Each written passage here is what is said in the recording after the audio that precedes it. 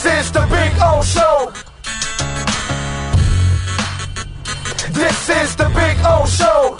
Let's go. We go with the man that's going to save Bill Romanowski from bankruptcy, right? You're loaning him cash, right, Matt? That's what I heard. Look, man, after what happened with the Knicks last night, I'm not helping anybody. Except maybe like liquor costs around the area. I this is why I keep telling, the Miami Heat and Heat fans, like, I love Bam. Terrific player, not a star. They try to sell me Tyler. Little bench player. He can score here and there. You want a star, Tyrese Maxey, Jalen Brunson. Yes. That's stars. Those are people that put the team on their backs and in key moments lift you to heights you've never been to. That's what stars do. And I feel like, they've done this thing here in the Heat where they manufacture players better than everybody else because they do. They find guys in the summer league and they draft and they develop them. But stars is different, bro. You can't manufacture a star. And Jimmy's done a great job of manufacturing himself into what he should be, probably a number 2 star. He's a number 1 here because we have nobody else. But really, number 1 stars in today's NBA have to be able to score and score at will. And last night, that's what you saw, dude. You saw a Maxey just outperform a Brunson. Yeah. Well, I saw 2 things. I did see Maxey play out of his mind. All the credit in the world to him. Yeah, dude. I also saw the dumbest foul I've ever seen in my life. Yes. I will tell you right now as a New Yorker, if Philadelphia wins the series, that is Mitchell Robinson's legacy for the rest of his life. As far as I'm concerned. That is legitimately the dumbest foul I've ever seen in an NBA game. Bro, I don't care if you sit down on the floor during that possession. Let him hit the 3. Who cares? You're up 3 with the ball. And even if Josh Hart still splits his free throws and Maxey still hits that shot, now you're up 1 with 8 seconds left in the ball. Yep. And I know it's an if. I get it. If you hit your free throws there, you hit 2 free throws there, then you can just wrap the guy up. And the Sixers had no timeouts. They couldn't advance it. Wrap him up, foul him. There's 4 seconds left. Game's done. It's over. I still think the Knicks will find a way to win the series. I honestly do. Whether it's in 6 they better. They better. And I think sometimes we're in the moment, it's oh my God, how do they come back from this? When if you actually look at the history of stuff like that, usually the team that blew the game finds a way to win. The game that always comes up as a Knicks fan is the Reggie Miller 25 points in a quarter game in 94. And people forget that that put the Pacers up 3-2 going home. The Knicks then beat the Pacers in game 6 and game 7. Or that 8 points in 8 seconds game. The Knicks were down 3-1 in that series and actually came back, and it came down to that Ewing finger roll thing that he missed. But I still think they'll win. But I got to tell you, I stared at a wall for about 90 minutes after that game. I didn't move. I didn't get up. I didn't change the channel. The feed stopped on my Apple TV, and I just sat there and just looked at the wall and wanted to die. That's how I felt about that game. Yeah, no, it was one of those rough ones for the Knicks fans. I will say something, not that I give a crap about the Knicks or anything, but thank God for you. Good. I found it really cool that there are so many former Knicks there. Yeah, that is actually. I think that's actually a really, really cool thing, overall. And I'm also, surprised that Dolan hasn't effed it up with them either. Yeah. So I'm glad that he's allowed them to come back and hang out and enjoy the moment, because it's a cool moment for fans and even for former players who obviously still care. That's why they're showing up. So I thought that was actually really, really cool. But an amazing performance by Maxey. Incredible. And you could tell that Embiid is not himself still. That's the last thing I'll say about this. For the love of God, stop doubling him. Yeah. He can't move. Mitchell Robinson, for as much as I'd like to just absolutely eviscerate him right now, he's great defensively, when he's not fouling in the dumbest possible situation. Bro, let Mitchell Robinson just defend Embiid one-on-one. Embiid's doing nothing against him. He can't move. The only time Embiid scores is from the free throw line or when he's taking some line drive 3 from 25 feet away. Let him do it. If you're the Knicks, double Maxey every possession and just be like, you know what? Tobias Harris beat me. I don't care. Kelly Oubre beat me, bro. Go for it. Like Buddy Hield, who's not even in the series anymore. Kyle Lowry, all these guys.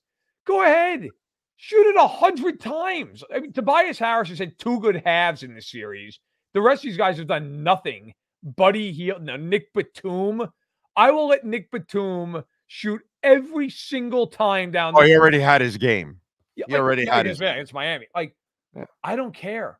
Let every one of these guys shoot. Let Embiid shoot the ball at this point. Like, don't foul him and let him shoot. It's crazy. I cannot believe they keep. And the one thing I give the Sixers credit for, if you watch the series, they keep putting Maxey next to Embiid, so that every time they double, it's got to be off of Maxey, and they just swing it back to him. And you're like, how dumb are the Knicks to continually do this? Like, just stay on him.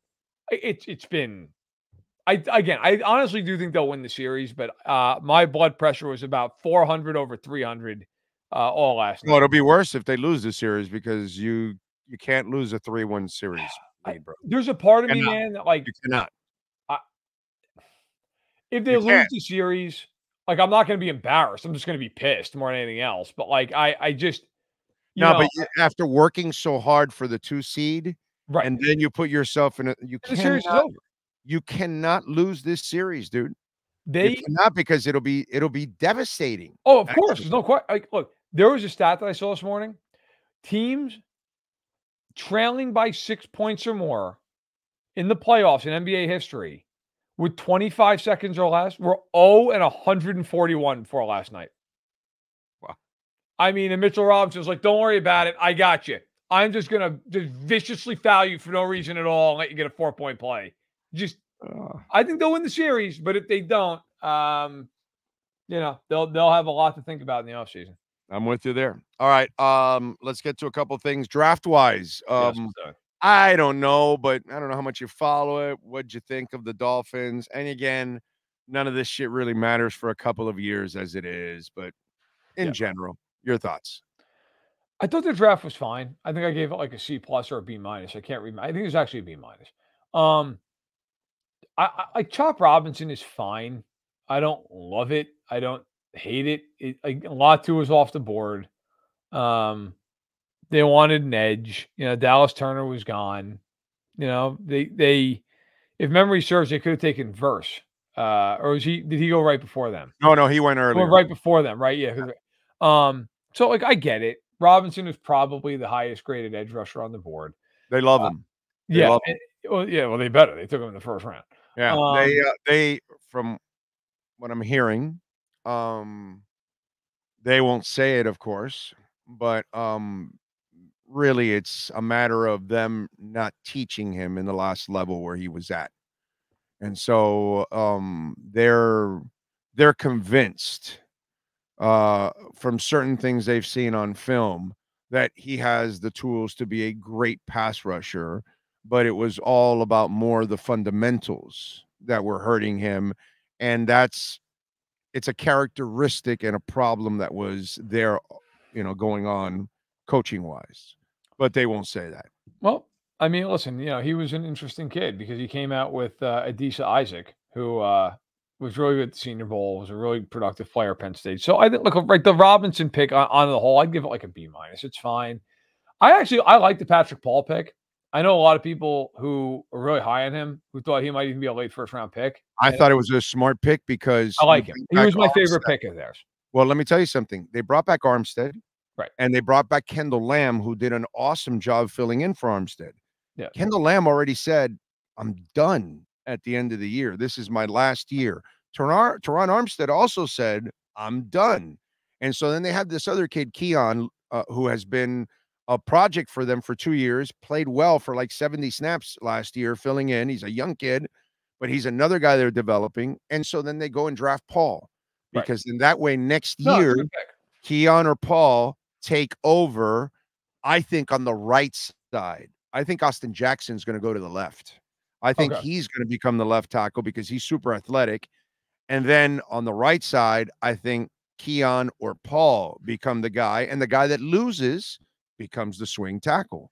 So you plan for this year with the two guys you need because Armstead's going to get injured and Lamb's going to fill in. So you're set.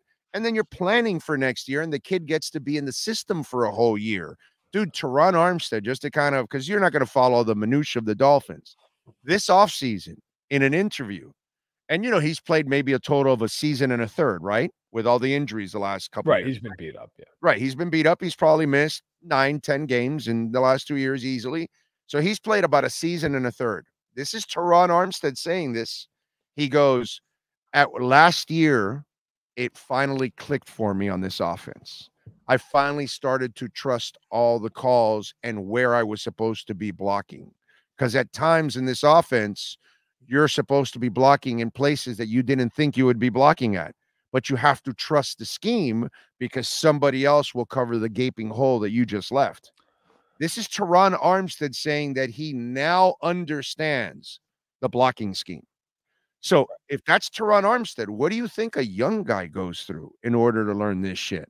So that's why the planning of Paul is genius on their part, because they know it's not a system you just step into and start to play. Even if you're Teron Armstead, you're going to make mistakes. So that was very enlightening this offseason. So your feeling on it is justified even more by the foresight that they're using by drafting him and planning for next year. No, I like the pick. It was my favorite pick that they used. I thought, like he might play some this year because of injuries, but he'll certainly play next year. Mm-hmm. And he's a mountain. I interviewed him after the Senior Bowl. I was on the field with him. That kid is enormous. Yeah. I thought maybe they'd put him at guard a little bit. No dice. No dice. He will not. He's and look, he was a two-time team captain. He had 39 starts at Houston. Like that kid. And I know, look, I talked to somebody close to that program who said that kid works his ass off. Like he is a really, really diligent worker. So I think he's going to be a really nice pick. I like him quite a bit. The Jalen Wright pick I'm torn on, to be honest, because I like Jalen Wright. I think he's a really good player. Can I explain it? Can I explain it? You're going to have to, because are they going to run the ball every down? Is that the thought process here? Well, I'm going to enlighten folks after you on something that because I've been telling everybody Tyreek Hill is gone. He's done this year. That's it. This is his last year. He'll be shipped away. Just like I told everybody 2 years ago that X would be cut this offseason, and 2 years ago I told them Byron would be cut in the following season, and I told everybody in the middle of a winning streak that Flo would get fired. I'm telling you ahead of time, Tyreek Hill is done with the Miami Dolphins. They have given up on him. They have moved on. It is over. But anyway, let me explain something, a little part of what I'm going to explain later. Jalen Wright was drafted because they had injuries to Mostert and Achane towards the end of the year. Because they're not big, strong backs, and they're not even Pacheco. Okay, nobody's fucking Derrick Henry, bro. Okay, nobody's a sledgehammer like Derrick Henry. But few are also like Pacheco, the guy you guys have, that he will sell his body out like a maniac and line up on the next play. If Mostert does that all the time, or Achane, they probably end up injured, and they did. So then you go to Jeff Wilson and Chris Brooks, and all of a sudden now you can't run the same offense. So what they did was they went and got a guy that had the same skill set as the other two guys. So now McDaniel will rotate all three. And then if you have injuries, you can keep the other guys fresh too on top of all of that. But if one is injured, you still have two.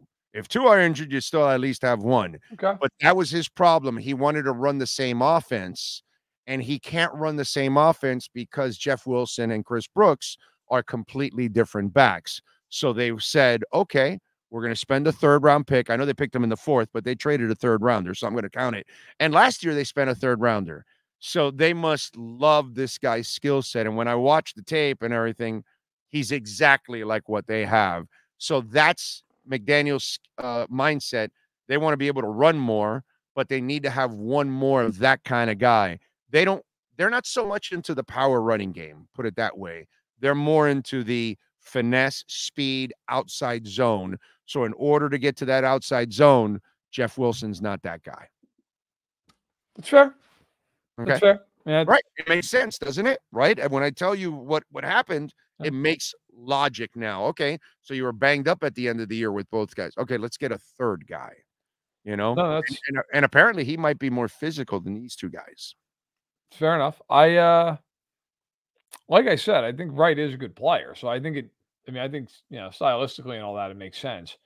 You could be the Jets. You could have drafted 2 running backs to play behind Breece Hall in what was really just a staggering thought process going on at Florham Park.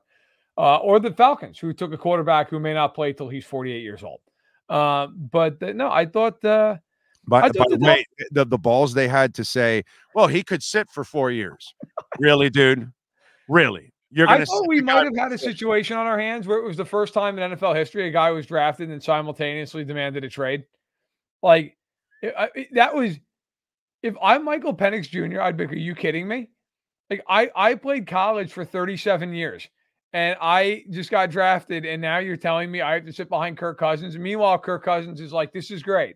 I just signed 4 years, 180 million, and let me put it a different way. I was neutered.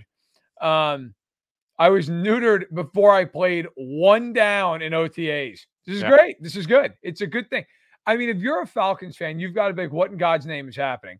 And here's the other question in that part of this. Not that I don't want to go off tangent, but like, what happens if Cousins rolls an ankle and misses 2 games and Pennix comes in and plays well? Then what? Then what you're going to sit your $180 million quarterback? What are you going to do? trade him to Dallas. I mean, what are you doing? It's just, sometimes I really think some of these guys sit in the rooms and go, you know, it would be funny if we did this. And then they're like, yeah, let's just do it. Like, I'll never get it. I also don't get Denver drafting Bo Nix at 12. Like, I just don't understand. Yeah. Like, I understand that more, but I don't agree with it much more. Yeah. So overall, you thought the draft for the Dolphins was solid. a Yeah, I thought it was solid. I thought it was a B-. Like, I thought it was a good, solid draft. I thought they got better. I think Robinson is an interesting piece. I think Paul's a great pick.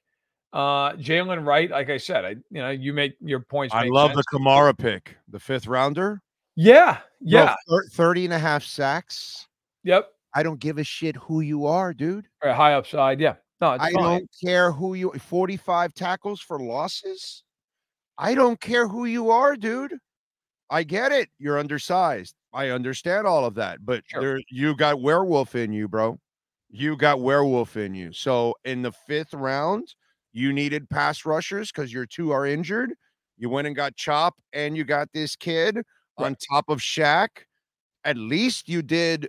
And you said they're better.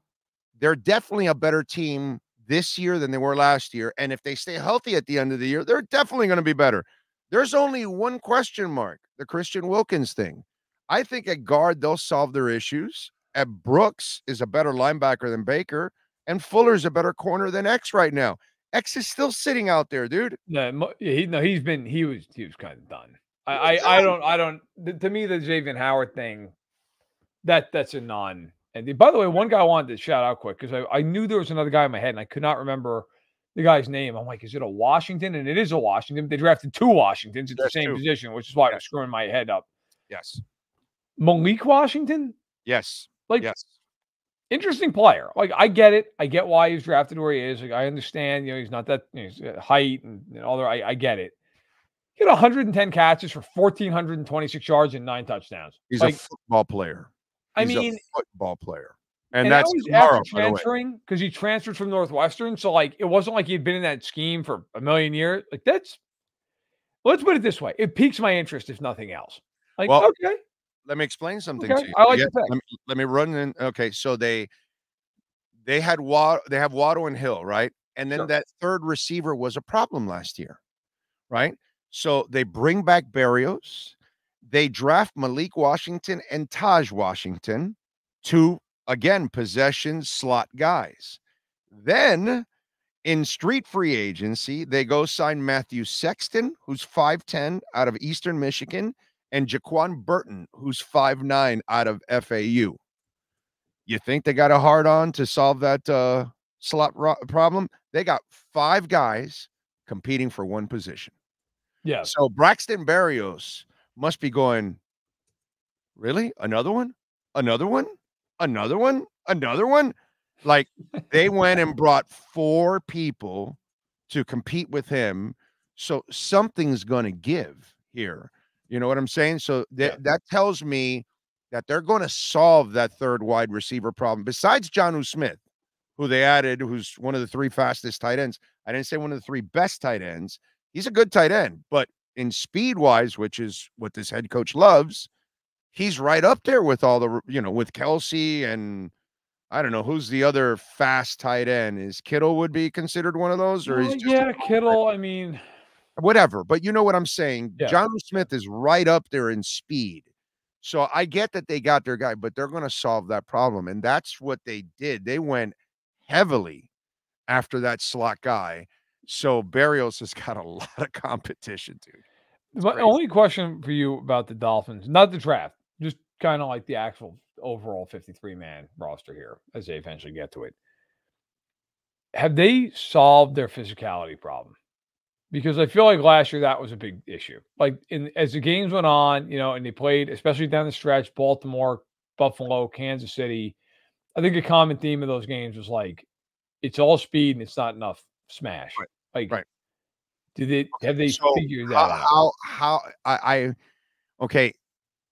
2/3 of your line was completely injured. Hard to be as physical with your backups. Sure. By the time you played Kansas City, you had 3 geriatric linebackers you had signed off the street. Also very true. No way. And Phillips and Chubb were gone. So I'm talking more about the offense, though. Like specifically, I guess it should be more like because the offense wasn't hurt as much going in that playoff. Okay, so when you're playing the Ravens and Mostert gets you 8, 3, 4, and 6 yards. He gets you across the 50-yard line. Yep. And then all of a sudden, it's 3rd and 1 and 4th and 1. Go away from him. Yeah. And you go exactly. And so he did that several times. He did it even worse the first year. So this year he ran more, but he still failed to stick with it when it's dominating, which most coaches, when the run's dominating, they don't really, right. Why are you going to pass and put anything at risk? Brother, if you can't stop the run, we're going to pound the shit out of you. Let's do it. And he has this tendency of trying to get cute. And so that's why the Jalen Wright pick. So that's why the Jalen Wright pick, I think, is huge. Because I think he's seeing that. And I think he needs to spread the ball around more. That's why there's more slot receivers here now. That's why they got a tight end finally that they didn't have the first 2 years. There's going to be more of an emphasis on spreading the ball around. And there's going to be an emphasis more on sticking to his style of run. Okay? Because it's not a power running game. It's a speed running game. That's what he wants. Everything's predicated on motion and all the rest of it. Exactly. So I don't know if you could have been at your best 2 years ago when Tua and all those other guys in your line and everybody's injured. And then this past year, again, all those, they have been decimated the last 2 years. They have had the worst luck on the injury front. I'd like to answer that question with a more healthier team towards the end of the season because, dude, you got to have some breaks in health. All the championship teams, they have some injuries, but you cannot be wiped out where, we have no linebackers and no defensive ends. Yeah, that's fine. And 2/3 of your line is completely shot to shit. No, you just can't do that, bro. It's too hard. It's fair enough. That is my one big looming question with Miami. Is when games going to stop for teams. What is all I've talked about this for a while.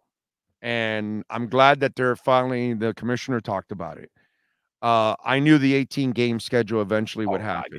Yeah. But it has to happen, like I've said over and over again, it has to happen with 2 bye weeks. We have to have a 20-week schedule because from now on, you must give the bye week during the Thursday games.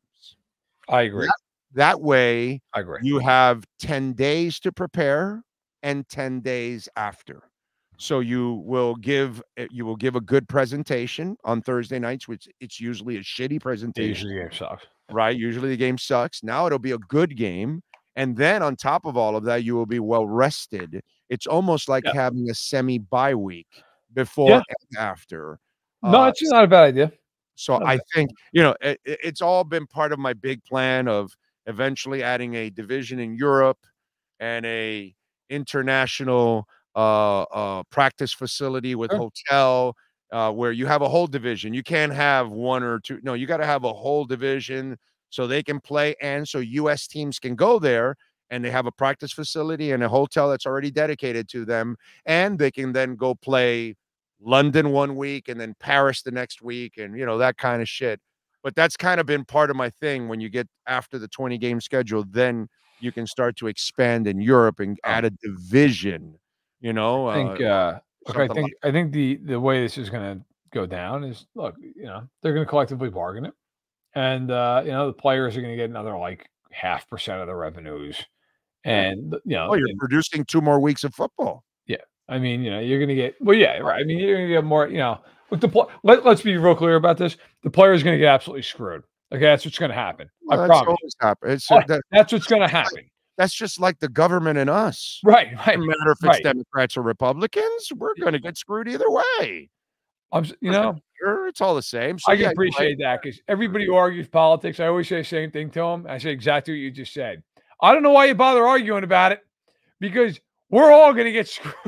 It doesn't really matter. I laugh at Biden and Trump people. It's like, bro, if you think those guys are the answers, if you think they care about you, are the answers, you're lost. Sure, they care about you. Believe me, if they'd switch positions in 5 seconds if it meant $10 more. That's right. But in any event, now look, the 18 game schedule is going to happen. I had somebody say to me, the second the 17 game schedule happened, I had somebody say to me, yeah, it's going to be 18 games before the decade's over. Oh, guess what?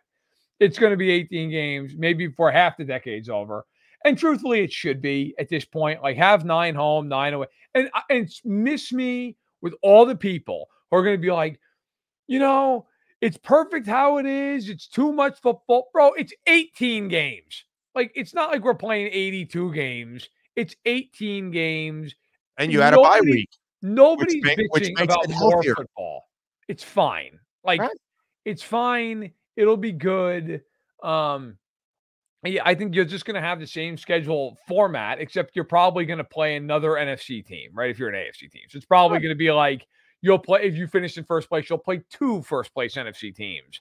And like one year it'll be the East and West, and next year it'll be the North and South, and you'll just rotate. Like, that's how it'll go. So, hey man, I'm fine with it. I feel bad for the players in a sense. Yeah, you're probably going to get a job, but like, listen, that's it. Oh, they'll tell them, well, we're going to give you a second bye week.